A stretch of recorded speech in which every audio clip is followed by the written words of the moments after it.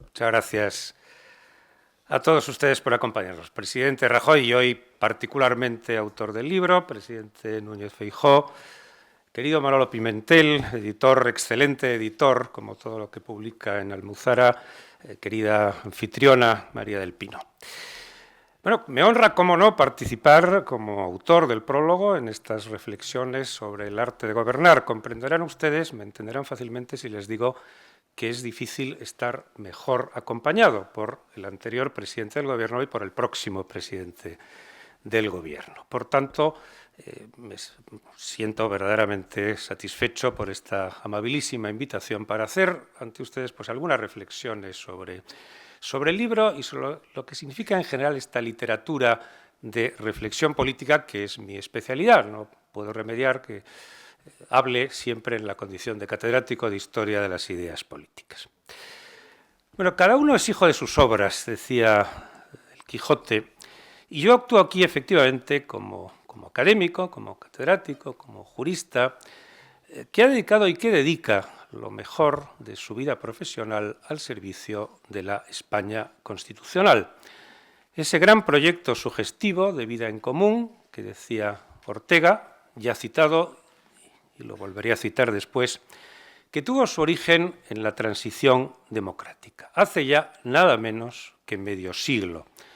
La historia de un éxito que tenemos el deber inexcusable de preservar, de mejorar y de transmitir a las generaciones futuras. Decía un gran escritor político italiano, Giovanni Sartori, que entre todas las formas de gobierno, la democracia es la que más depende de la inteligencia. Mandar y obedecer es muy fácil. En cambio, participar, debatir con rigor y con seriedad sobre los asuntos públicos es una cuestión compleja. Y este libro destila inteligencia práctica y no abstracta. El papel lo aguanta todo, pero la realidad no lo aguanta todo. Yo creo que ese es un mensaje que claramente se manifiesta en el libro. Y por eso empiezo mi prólogo afirmando que la política es el espejo de la vida, el producto de la experiencia y no de la doctrina. Y experiencia no le falta al presidente Rajoy desde su juventud como diputado autonómico en Galicia, su condición de presidente del Gobierno de España entre 2011 y 2018, 40 años, mejor o peor contados, de vida pública. Es un libro de política y a un profesor se le requiere que haga una reflexión sobre esta pregunta de examen. ¿Qué es la política?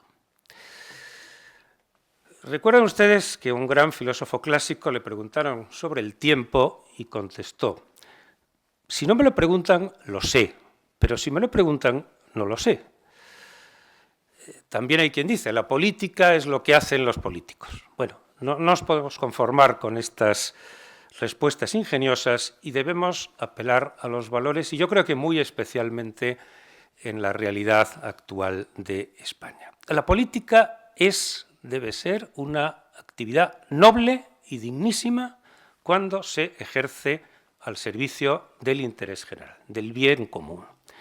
Solo hay política si predomina la libertad bajo el imperio de la ley y no la tiranía o el despotismo. Por eso, la democracia constitucional, la división de poderes, el respeto a los derechos fundamentales, las instituciones fuertes y respetables reflejan a día de hoy la única forma legítima de gobierno a estas alturas del siglo XXI. Leído por un académico que no es la única y posiblemente ni siquiera la principal lectura, este libro del presidente Rajoy pretende dar sentido inteligible a la experiencia práctica. Está escrito con sencillez, no es pretencioso y por eso a lo mejor descoloca a ciertos comentaristas que están acostumbrados al personaje ambicioso y pagado de sí mismo, todo lo contrario que el autor. Yo creo que hace honor al criterio de Quintiliano, nuestro ilustre antepasado de Calahorra. La brevedad es una virtud. Y efectivamente este es un libro tan breve como enjundioso. Si algo parecido a eso es la política, ¿qué no es la política? Pues la política no es geometría, no es teoría abstracta, no es dogmatismo, no es ideología. Lejos de nosotros, los profesionales de la razón pura, que denunciaba una vez más Ortega, hay que buscar solamente lo posible, ya es suficiente tarea buscar lo posible. Como Jano, el dios romano de las dos caras, la política tiene efectivamente una doble faceta, la cooperación y el conflicto. Pues el buen gobernante mira hacia el lado de la cooperación y el mal gobernante mira hacia el lado del conflicto. Y el populismo, que ocupa unas páginas muy importantes en el libro, no es política, sino que es antipolítica. Permítanme que haga una mínima glosa de alguna de las frases que van encadenando la reflexión del presidente Rajoy. El apartado sobre populismo está encabezado por una preciosa cita del añorado Mario Vargas Llosa. El populismo es el camino de la autodestrucción de la democracia. Fíjense, de la autodestrucción, no de la destrucción externa. Añade, puede ser de extrema derecha, de extrema izquierda o de nada, puro andamiaje al servicio de un líder mesiánico. Lo que tiene siempre es esa confrontación imaginaria entre unos privilegiados, una oligarquía, unos poderosos, una casta, y un pueblo supuestamente oprimido. Nada peor para la política democrática. Leído desde el punto de vista de las ideologías políticas, estamos ante un discurso nítidamente de centro-derecha. Hay elementos conservadores, hay elementos liberales, hay elementos humanísticos, en la mejor tradición, diría yo, del moderantismo. Y ello aquí y ahora, en la España de 2025, se traduce en una serie de principios que, en términos estrictamente objetivos, vistos por un analista de la realidad política, inspiran también la actividad pública del presidente Núñez Feijóo y que ofrece a los españoles un marco claro, cierto, seguro, para saber a qué atenerse respecto del futuro de la política española. ¿Y cuáles son esos principios? Yo creo que los tenemos todos muy claros. La Constitución del 78 como centro y eje de la convivencia, el Estado social y democrático de derecho. La unidad de la nación, plenamente compatible, perfectamente compatible con el Estado autonómico cuando funciona, como debe ser, con lealtad institucional. La defensa, sin matices, de la monarquía parlamentaria. La división de poderes, que recordar las páginas inmortales de Montesquieu, solo el poder detiene al poder. La apuesta por la integración europea y por Iberoamérica, el mejor proyecto histórico de España. La economía productiva, el empleo como fuente de libertad, que es una idea muy grata y habitual en los discursos de nuestro protagonista de hoy. El crecimiento con sentido humano. Y sobre todo, insisto, la moderación. La moderación es una forma de entender la vida. Es la antítesis, decía, del populismo, que es la forma contemporánea de la eterna demagogia. Política para adultos es el título de un libro anterior de Mariano Rajoy. Política del sentido común, he escrito alguna vez como analista político. Política que transmite confianza y seguridad, que se dirige a las clases medias, factor de estabilidad de una sociedad bien ordenada. Moderación, y yo creo que hay que insistir en ello en este momento de la política española, no es tibieza, ni es indecisión, ni mucho menos cobardía. Se puede calificar de tibio a un gobernante que adoptó medidas impopulares para evitar el rescate o que puso en marcha por única vez, esperemos, en la historia de nuestra democracia, el artículo 155. Política en serio, porque, otra vez el Quijote, referencia eterna, el bálsamo de Fierabras no existe. No hay soluciones sencillas a problemas complejos. O peor todavía, que le pregunten al bueno de Sancho, existe, pero si se lo toma uno sienta fatal. Qué fácil es ser extremista, qué difícil es ser moderado, buscar el justo medio, la templanza, el acuerdo. Por eso la buena política consiste en convencer, en persuadir, en sugerir. Hay algo más que está muy presente en este libro y que en los minutos que me han asignado procuro resumirles, porque este elemento me parece fundamental a día de hoy. La democracia empieza por la buena educación. Por ejemplo, hablar claro, hablar sencillo, hablar de forma accesible, el román paladino que decían nuestros clásicos, lejos del demagogo altisonante y también lejos del tecnócrata aburrido. Política en serio, aliviada por esa ironía sutil que es seña de identidad del actor y que debo confesar aquí, los asturianos envidiamos a nuestros vecinos galaicos. Llamo su atención sobre el apartado que dedica a los jóvenes aspirantes, quizá el más personal de toda la obra. A mí me ha interesado realmente muchísimo y les sugiero que lo lean con detalle y pensando cada frase. A ver si lo encuentro.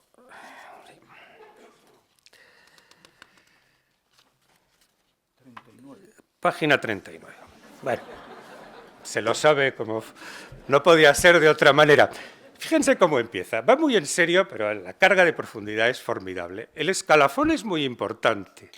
No te lo saltes, no tomes atajos, te pasarán factura. Que aprendan los jóvenes aspirantes. En política, saber esperar es muy importante. No dejarse llevar por las ambiciones desmedidas. Lee, escucha y mira. Conviene aprender. Cuida las formas. Las buenas maneras se agradecen y ayudan. Las frases amables cuestan poco y gustan mucho. Esta es fantástica.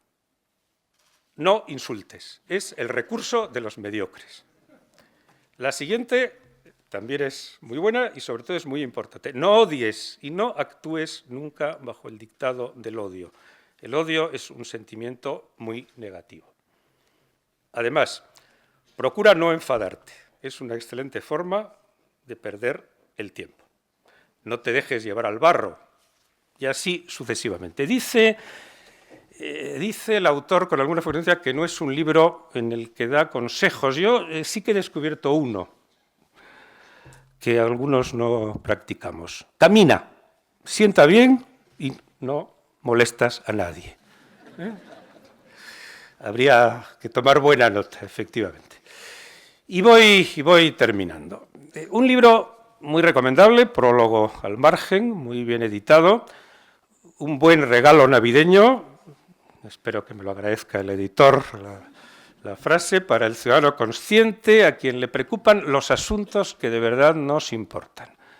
España como nación y como Estado, la democracia y sus instituciones, muy particularmente el Parlamento.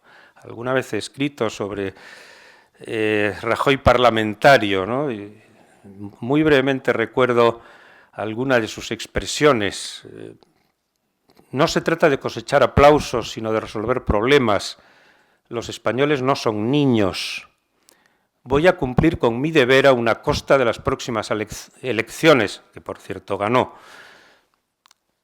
Esta es muy significativa. Esta es la realidad, señorías, y no hay otra. Efectivamente, el realismo político es sustancial.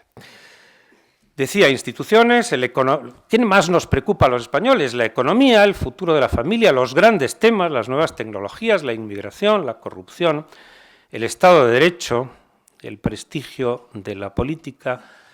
Yo creo que si hay una enseñanza última de este libro de reflexiones es la política merece la pena. La política merece la pena. Es una nobilísima actualidad que tenemos que prestigiar de nuevo.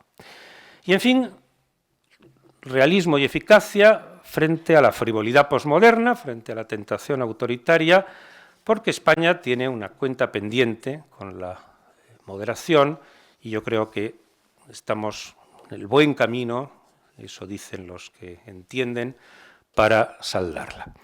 Con realismo, más prudencia que audacia, dice en algún momento, con sentido de la responsabilidad, gobernar es decidir, es el primer aforismo del libro. Desde el centro político, que no es necesariamente el centro geométrico. Así pues, y con ello termino, compren, lean y disfrutan ustedes del arte de gobernar y empezarán a ver la política con un espíritu muy diferente al que hoy se concibe. Hoy se concibe como una lucha por el poder o como una fuente de crispación y de enfrentamiento. Todo lo contrario. Hay que buscar lo bueno, la virtud cívica, la ética política, la forma de convivir en este espléndido país en el que tenemos la fortuna de vivir. Pero ser moderado implica también ser moderado en el elogio, no solo en la crítica, y por tanto, aquí lo dejo. Muchas gracias.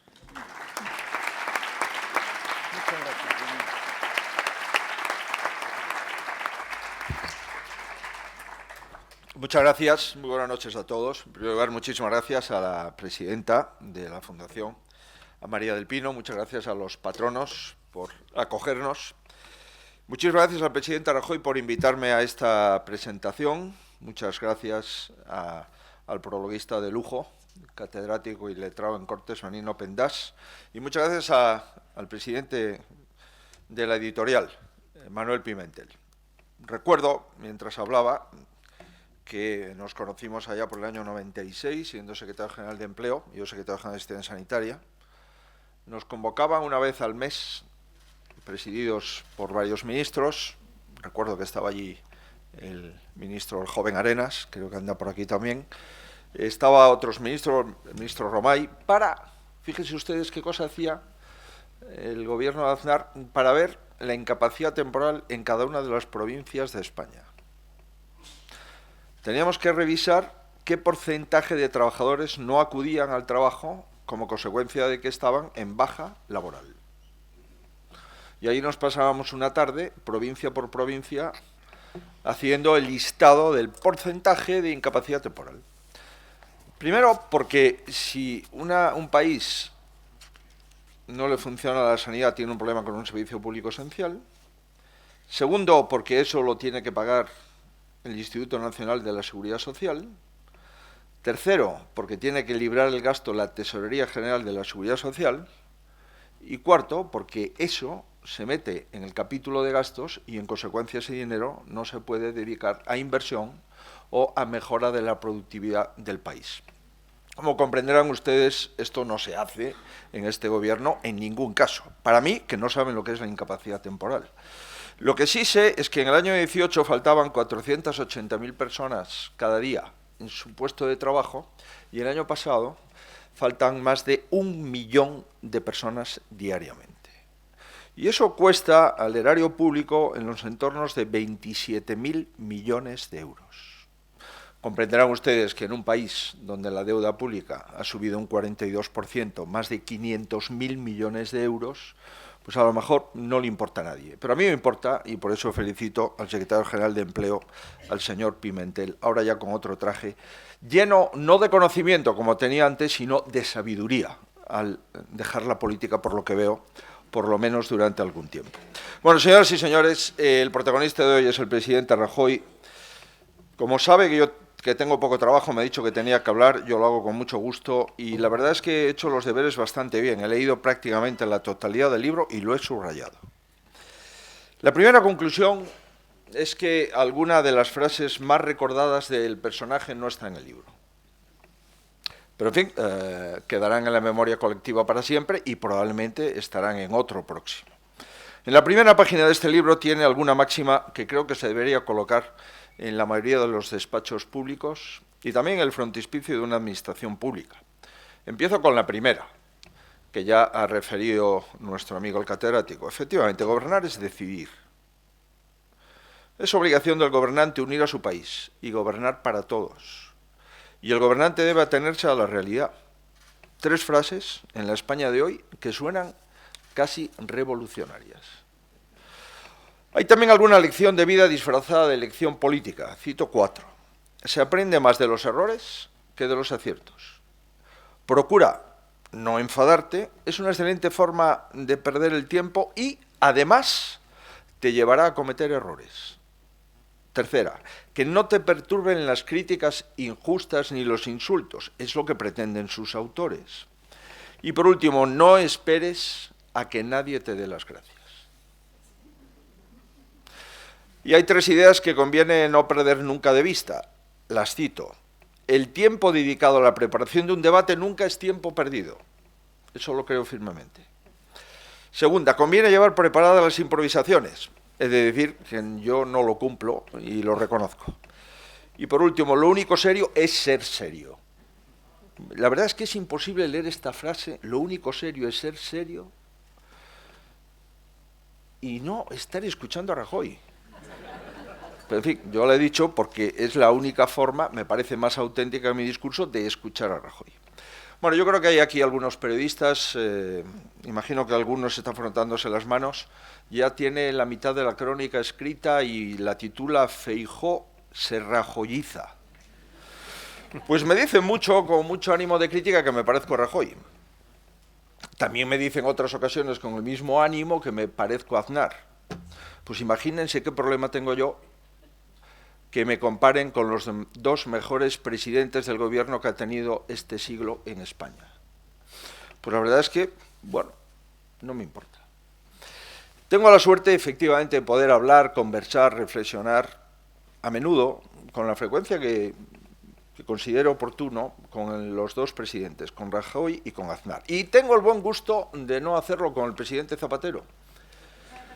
No por nada, sino porque está muy ocupado últimamente. Bueno, yo considero que siempre es bueno aprender de las personas que han tenido el más alto honor que puede tener un político, que es el presidente de su país. Ahora bien, eso no nos obliga a estar de acuerdo en todo, ni a defender exactamente con la misma intensidad todo, ni a decir que nada se pudo hacer mejor. Pero lo justo es reconocer y reivindicar el orgullo de presidir un partido cuyo legado es haber aportado 4 de los 7 ponentes de la Constitución española, haber convertido a España en una potencia dentro del euro, haber conseguido lo que en el mundo se denominó el milagro económico español, haber evitado un rescate y pasar de una España quebrada a una España próspera, y haber logrado siempre que España fuese un país creíble y un aliado internacional fiable y sólido. Cada etapa, es verdad, tiene sus desafíos y cada liderazgo tiene su propio estilo. Rajoy fue el sosiego necesario en las turbulencias. Es un orgullo tener expresidentes como Rajoy, como Aznar, hicieron lo que tocaba en su tiempo y ahora respetan que a mí me corresponda un tiempo nuevo. Cada presidente deja su huella. La mía será distinta. Yo prefiero que se me juzgue por mis decisiones, por mi experiencia y por los resultados de mi gestión. Eso sí, deseo poder acabar afirmando como ellos, dejé mi país mejor de lo que me encontré. Porque sé que yo también tendré que reconstruir España sobre las cenizas de un pésimo gobierno. Y soy muy consciente cada día de la España que me voy a encontrar si y solo si los ciudadanos nos otorgan la confianza para liderarla. Nos encontraremos una España en la que es una quimera acceder a una vivienda, se ha convertido en el mayor problema de nuestro país. Cuando el presidente Rajoy estaba en el gobierno era el problema número 16, hoy es el problema número 1. Nos encontraremos una España que lidera la pobreza, segundo país con mayor pobreza infantil, cuarto país con mayor riesgo de pobreza general. Nos vamos a encontrar una España en la que se pagan más impuestos que nunca y los servicios públicos empeoran más que siempre. Una España mucho más endeudada, mucho menos productiva, en la que los jóvenes parecen condenados a la precariedad vital y a la precariedad emocional. Una España más insegura, especialmente para las mujeres, y una España más desigual, en la que hay más privilegios políticos y territoriales si eres socio o amigo del gobierno. Una España en la que se han degradado todas las instituciones. Una España que ha perdido credibilidad en el mundo y frecuenta aliados poco recomendables. Una España que llena titulares de prensa internacional por los escándalos de su presidente, de su gobierno, de su partido o de su entorno. Esa es la España que me voy a encontrar, pero desde luego les aseguro que no es la España que quiero dejar. Miren, nos encontramos quizás en la víspera en la que la persona que presentó la moción de censura pueda entrar en prisión. Hoy, esa misma persona ha confirmado que la moción de censura del año 18 la negociaron Sánchez y Cerdán en un caserío con un terrorista. Y ya sabemos que esa moción fue el instrumento con el que unos días después empezó a facturar una trama corrupta en la que estaban involucrados los señores de la moción de censura. Por si todo esto fuese poco, hoy también la Audiencia Nacional está investigando la financiación y el blanqueo del Partido Socialista, reclamando a Ferraz los pagos que recibieron dirigentes del Partido Socialista. Por tanto, el Tribunal Supremo cerca a 3 de los 4 pasajeros del coche de las primarias. Y la Audiencia Nacional, quién sabe, si cercará al 4, es decir, al 1. No es, pues, un buen día para ser dirigente del Partido Socialista, ni para ser cómplice del gobierno. Hoy es un día más por el que cualquier gobierno decente caería al completo. Pero España no tiene un gobierno decente. No hay nada más difícil que gobernar para reconstruir. Y a veces se nos ha criticado por centrarnos demasiado en reconstruir el daño económico, como si eso fuese poco, y dejar de lado la reparación social o institucional. Aunque sea injusta, acepto la crítica y acepto el desafío. Acepto que mi gobierno, en su caso, deberá tener tanta o más ambición reformista en las instituciones y en la convivencia como en la economía. Acepto que la mayoría que quiera una limpieza total y un cambio profundo en nuestro país, no voy a consentir que se le decepcione.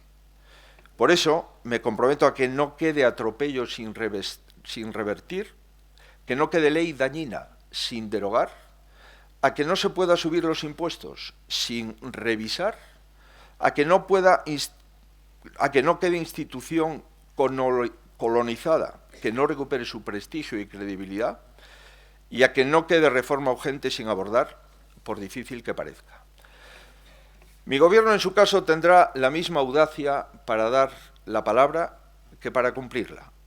Los únicos intereses que defenderemos serán los que nos han enseñado, los intereses generales. Y los únicos problemas que quiero que estén en nuestra agenda serán los problemas de los españoles.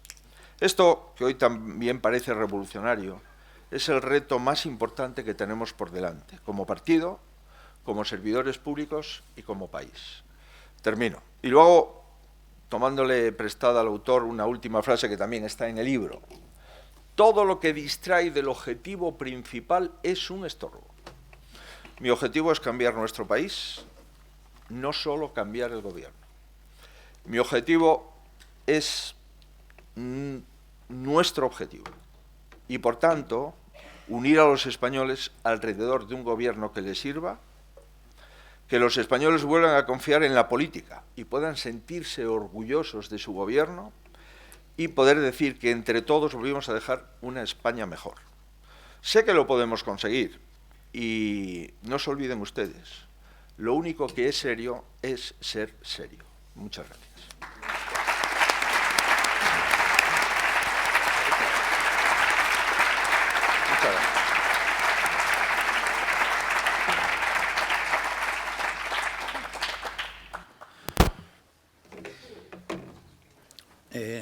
Señoras y señores, muchas gracias a todos por acompañarnos hoy aquí. Créanme que es muy reconfortante contar con su presencia. Muchas gracias de manera especial al presidente de la Real Academia de Ciencias Morales y Políticas, Benigno Pendás, por colaborar en este libro, con el prólogo, muy generoso, por cierto, para con mi persona, y por sus ideas y por sus opiniones, que a mí me han sido de mucha utilidad.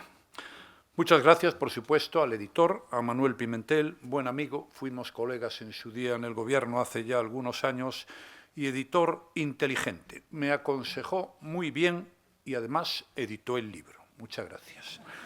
Gracias a María del Pino por acogernos una vez más y por su amabilidad para con todos nosotros, y gracias al presidente de mi partido, que sin duda debe tener algún tiempo libre y por eso está hoy aquí, a quien le deseo de corazón que sea el presidente del Gobierno de España y que lo sea a la mayor celeridad posible, y no tanto por razones de amistad, que también, sino porque yo quiero profundamente a España y no me gustan las manos en las que está en este momento. Gracias a todos.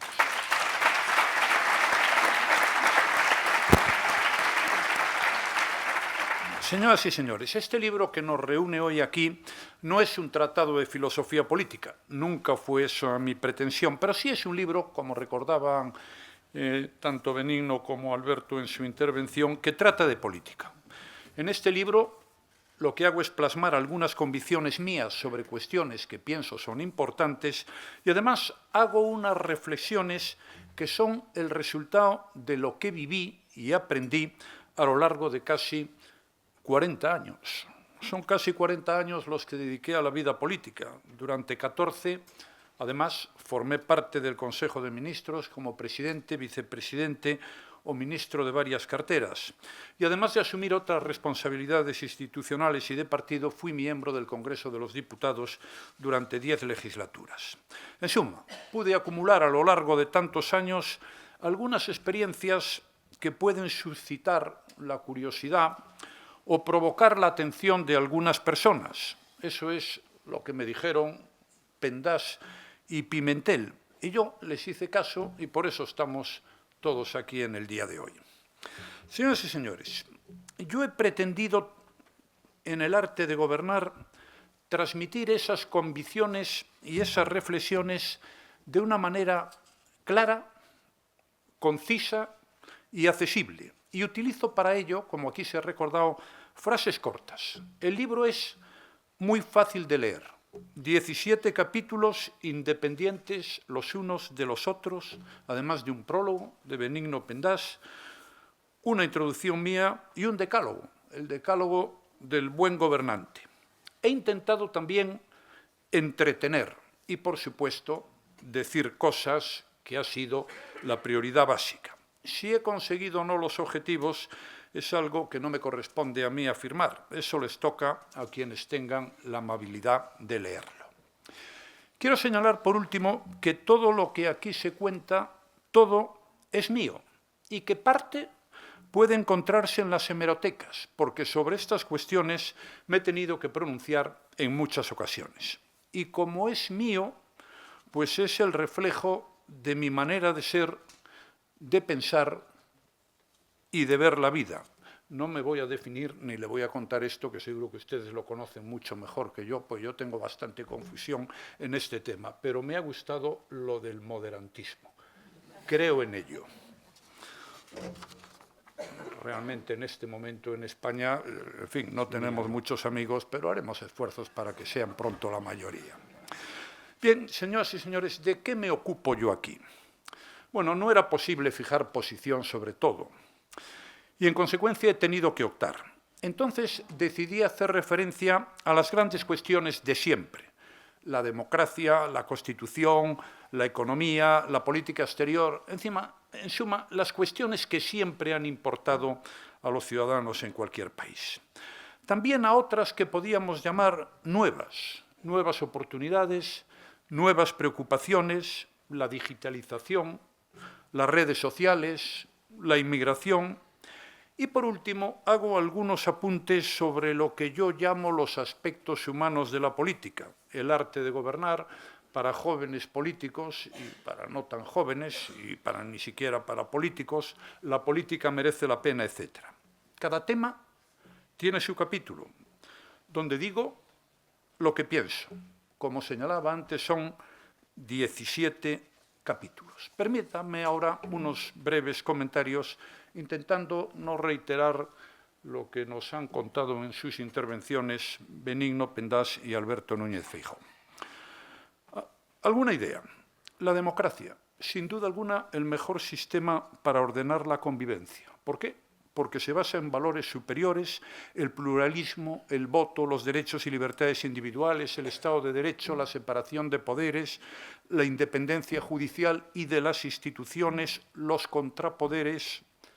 Democracia que hoy tiene un problema, fuera de aquí y aquí, un problema de calidad de la democracia. Hay quien se ha creído que la democracia es votar y luego, si tienes los votos suficientes, pues sentarte en el asiento y hacer lo que estimes oportuno y conveniente.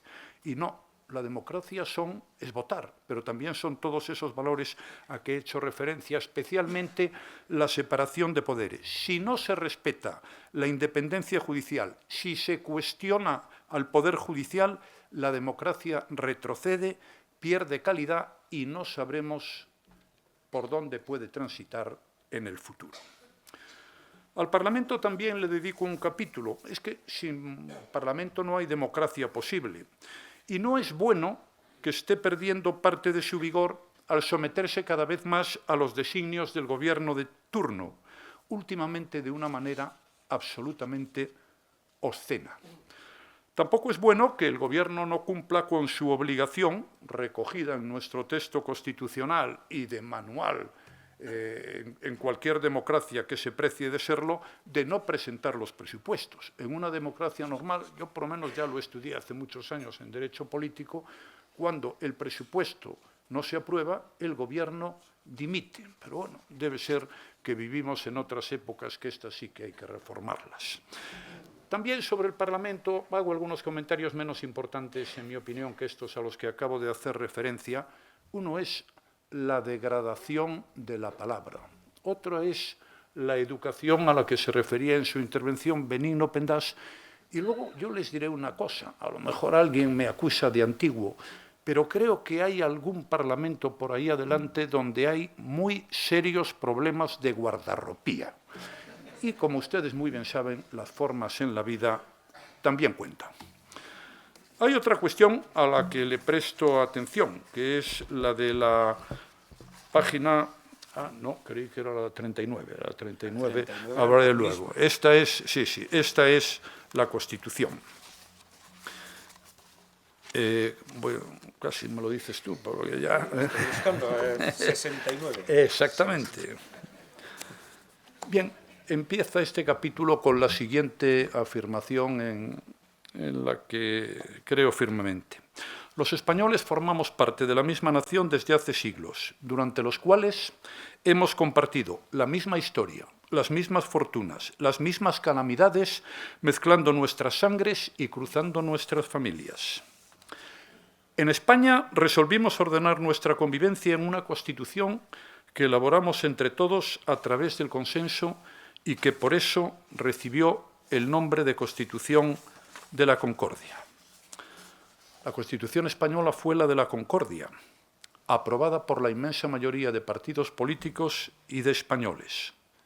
Revisar la historia, como se está haciendo en los últimos años en nuestro país, va contra el espíritu de la Constitución y contra la convivencia entre españoles. Queridos amigos, es que la reconciliación tiene muchos enemigos. Incluso algunos han llegado a convertir la revancha en la esencia de sus vidas. Y un último apunte. El derecho a decidir lo que sea España corresponde al conjunto de los españoles, no a una parte de los mismos, como pretenden algunos. Este es un principio básico de nuestro texto constitucional. Señoras y señores, también hago referencia a la corona. Y digo lo siguiente.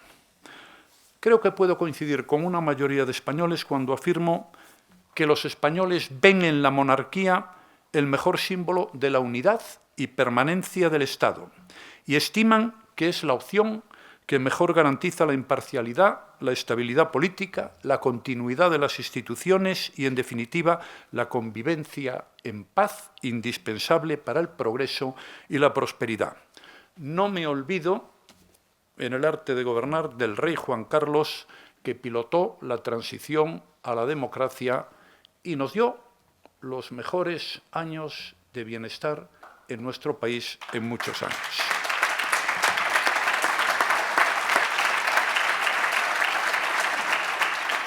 y tampoco del rey Felipe, de su serenidad, su carácter, su preparación, su competencia y su madurez.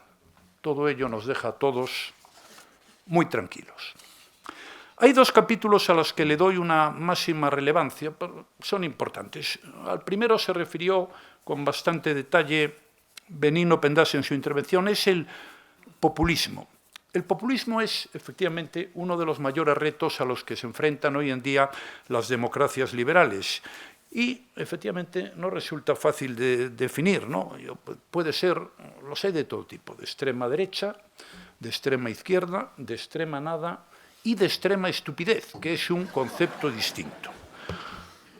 Sus señas de identidad son, pues sí, el rechazo a la casta, el adanismo, las promesas que nunca se cumplen, los futuros idílicos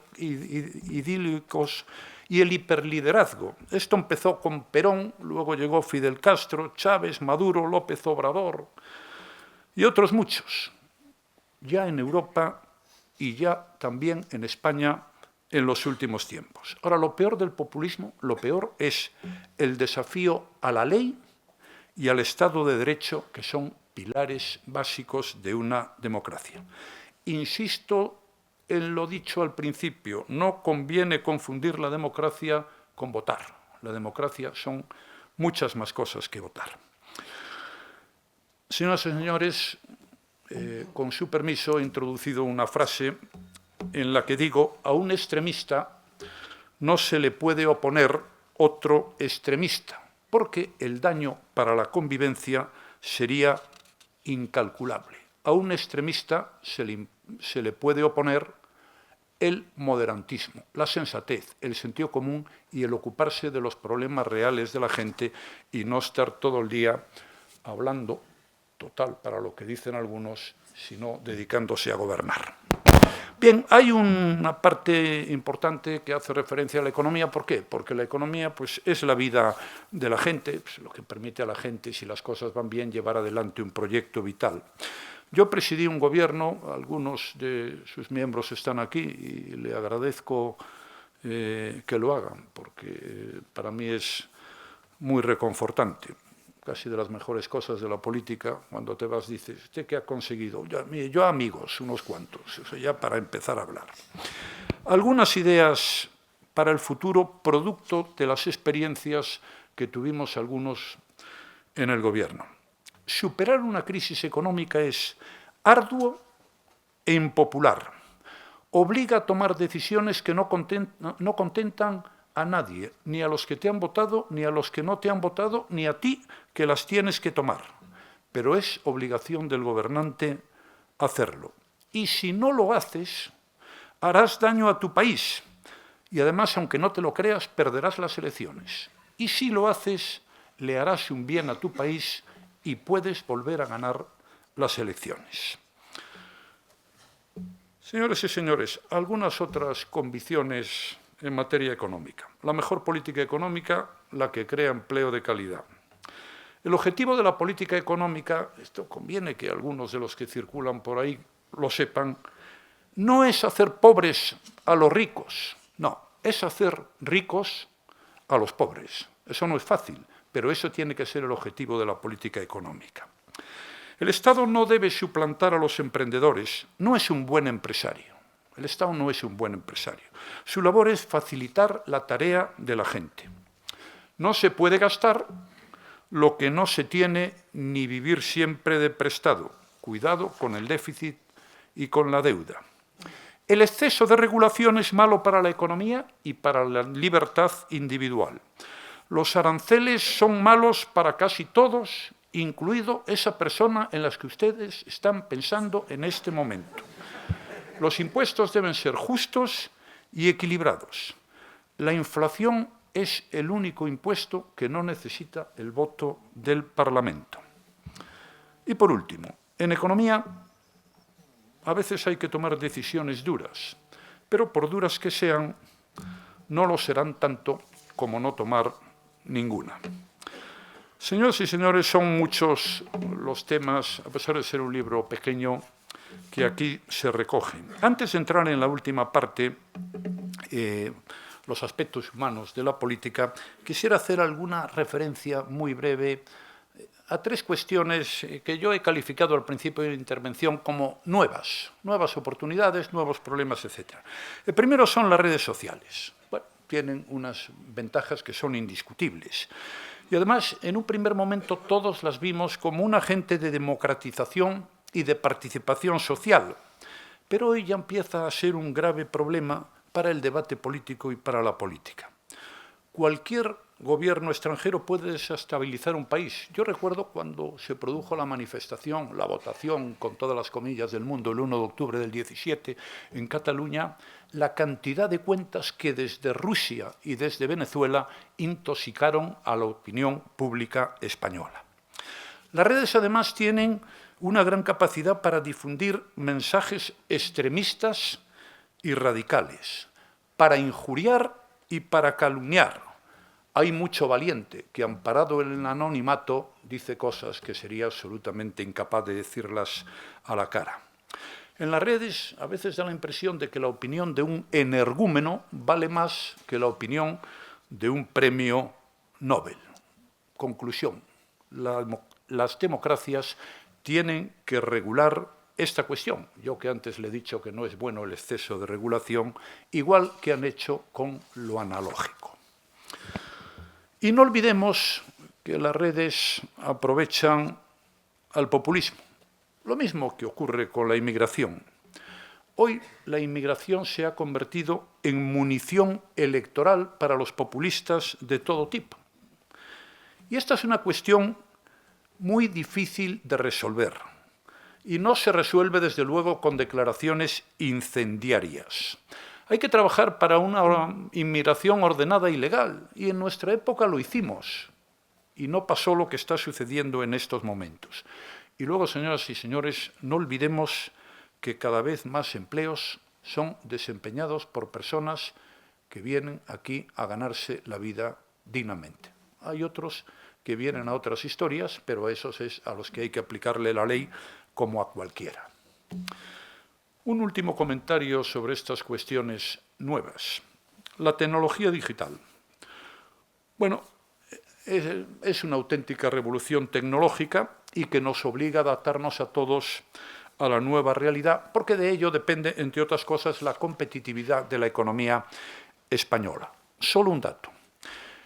En España, el reto principal que tenemos en este momento, un dato y un comentario, es mejorar las competencias digitales de las personas. 6 de cada 10 nuevos puestos digitales que se crean aquí no se cubren por falta de trabajadores con competencias digitales.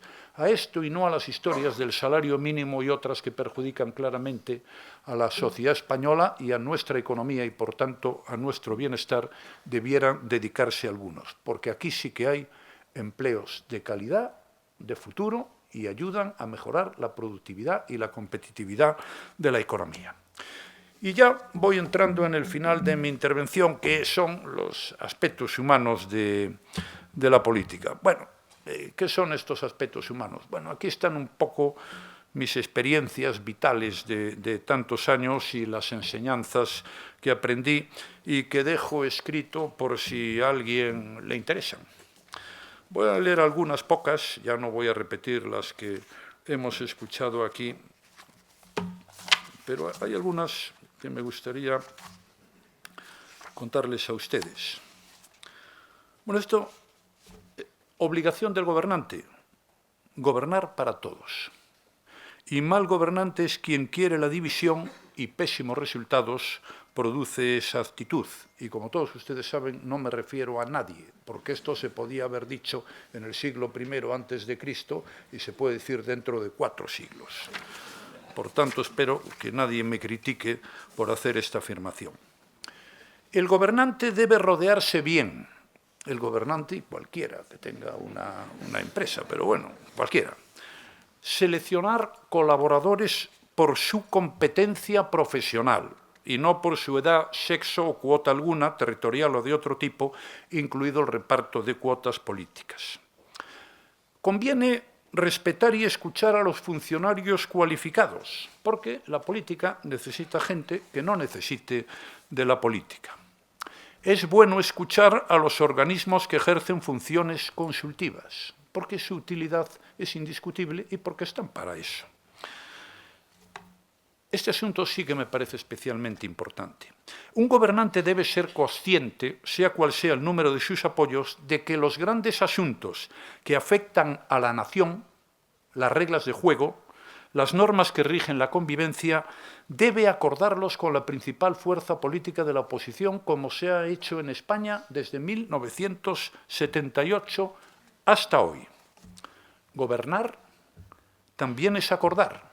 Y creo que acordar no es ceder ni rebajarse, sino cooperar por el bien común. Señoras y señores, voy a hablar yo también de la realidad.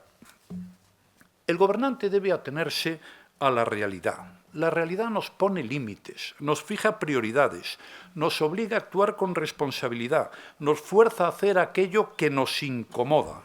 Y efectivamente hay decenas de ejemplos de lo atinado de la famosa sentencia orteguiana, de Ortega y Gasset. Toda realidad ignorada prepara su venganza. Y digo aquí, hablando de mí, bien, a veces la realidad te obliga a tomar decisiones para evitar daños irreparables. Valgan como ejemplo mi propia experiencia y la de mi gobierno y las iniciativas que tuvimos que presentar en el Parlamento para rebajar el gasto público, subir los impuestos a los 10 días de llegar al gobierno y nacionalizar parte del sistema financiero. La realidad nos obligó a hacer aquello a lo que no nos habíamos comprometido y no queríamos hacer, pero gracias a eso se evitó la quiebra de España. 3 años después se volvieron a bajar los impuestos, se hizo un cierto esfuerzo contenido en materia de gasto público y, naturalmente, se privatizaron las entidades financieras que en su momento habíamos nacionalizado. Digo más sobre este asunto. Mucho más pernicioso que ignorar la realidad aún resulta desdeñarla por un prejuicio ideológico. Un gobernante no puede comportarse como un doctrinario cualquiera. Un doctrinario puede decir lo que quiera en un bar, puede escribirlo, hacer un libro magnífico, pero el gobernante está obligado a respetar la realidad. Y les digo más, se requiere más fuerza de voluntad para reconocer la realidad, hacer lo que es necesario a la vista de la misma y ser flexible, que para sostener a toda costa sus convicciones. Qué fácil resulta ser un doctrinario y comportarse como tal sin que te importen las consecuencias. Yo, francamente, esto lo veo así. Ya sé que hay mucha gente que me votó y otra que no me votó, que no lo ve igual, pero cada uno es como es y yo soy como soy. Espero que me entiendan, señoras y señores. Voy a hacer un último comentario sobre esto de los jóvenes y otros, ya esto del escalafón, tal. Bien, cuidado con hablar más de la cuenta. Los jóvenes necesitan de la experiencia de los mayores, porque carecen de ella. Una carencia que induce a errar. No conviene desdeñar las lecciones de la experiencia. El problema hoy no es la libertad de expresión, es la mentira. No mientas. Si no es posible decir la verdad, pues cállate. Vamos a ver. No dejes que te lleven al barro. Lo más probable es que pierdas, porque no estás acostumbrado a debatir ahí. Claro, yo últimamente me llevan al Parlamento de cuando en cuando para que explique lo que hice hace un sinfín de años. Y, francamente, hay unos señores allí que pretenden que uno se ponga a debatir sobre cosas disparatadas, maleducadas. Entonces, o lo despachas con un chiste o acabas teniendo un problema. Pierdes seguro el debate porque ese no es tu hábitat natural. Con los malos, siempre en paralelo. Conviene no coincidir. Huye de los profetas del pasado, de los que siempre saben lo que habría que haber hecho. Esos proliferan por doquier. Antes de decidir, piensa bien las cosas. No hagas como algunos, y no me refiero a nadie, que primero deciden y luego piensan. Elige bien tus tiempos. No hagas caso a los que tienen prisa. Suelen equivocarse. Tomar decisiones precipitadas, y más si es bajo presión política o mediática, es un gravísimo error. Cuidado con los presurosos. A veces es urgente esperar. Un par de ellas más, con su permiso. A veces no tomar una decisión es una manera de tomarla. Yo lo hice cuando se produjo uno de los acontecimientos más duros en nuestro gobierno, el asunto de la petición de rescate. Entonces todo el mundo decía, usted no decide, usted no decide. Oiga, yo tengo dos posibilidades, pedir el rescate y no pedirlo. Si no lo estoy pidiendo, ya estoy decidiendo y no estoy tomando ninguna decisión. Eso es imposible de explicárselo a mucha gente. Si no sabes, pregunta. Nada hay de malo en hacerlo. Y por último, en la cuestión del lenguaje inclusivo, es todos, todas, todes, hazle caso a la Real Academia Española y así evitarás hacer el ridículo. Y ya termino, señoras y señores. Hay otro capítulo que, a pesar de todo lo que hemos contado aquí, realmente merece la pena. Y es que la política merece la pena. Soy de los que piensan que, por dura que sea, merece la pena. Y creo que el político, aunque haya de todo, como en cualquier profesión, es alguien que sirve o intenta servir a una comunidad y trabaja para mejorar la vida de la gente. Y supone, sin duda, un gran honor, por lo menos para mí lo ha supuesto, el hacerlo. Sin embargo, quisiera añadir, para terminar ya de una manera definitiva, algún comentario. Porque dicen, oiga, ¿y por qué no se dedican a la política gente cualificada? Hay alguna gente cualificada y otra, pues, menos cualificada, ¿no? Es que es muy difícil. Es que hoy una persona que no haya estado en la actividad política decide dedicarse a ella y entonces se convierte en un presunto sospechoso. Tiene que enseñar a todos sus declaraciones de impuestos y además dar a conocer su patrimonio, como si esto tuviera alguna suerte de utilidad. Y, naturalmente, los que tienen más ingresos o más patrimonio son los más castigados de manera inmisericordia, ni que fuera un pecado, por la opinión pública. Y por si eso no fuera suficiente, se le declara incompatible para cualquier actividad profesional. Son objeto de toda clase de invectivas mientras están en activo y cuando vuelven a su profesión arrastran una especie de estigma. Yo hoy, que he votado algunas de esas leyes, me declaro en contra de las leyes de incompatibilidades y también de eso que llaman las puertas giratorias. Un político, por el hecho de haber servido a su país, no tiene por qué estar, después de terminar esa etapa de servicio, sin saber a dónde puede ir, a dónde no puede ir. Tiene derecho a la vida como cualquiera. Señoras y señores, y ya termino. Vuelvo a darles las gracias por su presencia, me he sentido muy reconfortado. En el libro hay mucho más de lo que contamos, todo esto es, lo que hemos contado aquí es un 2 o un 3%, o sea que fíjense ustedes, pueden llegar a un 96 o 97%.